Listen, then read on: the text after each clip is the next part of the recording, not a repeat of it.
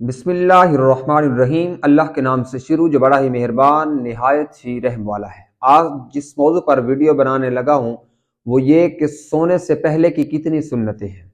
सोने से पहले की देखें 3 सुन्नतें हैं। सबसे पहली सुन्नत, सोने से पहले बिस्तर को झाड़ कर सोना। ये नबी करीम सल्लल्लाहु अलैहि वसल्लम की सुन्नत भी है और साइंस ने भी इस बात पर जोर दिया है।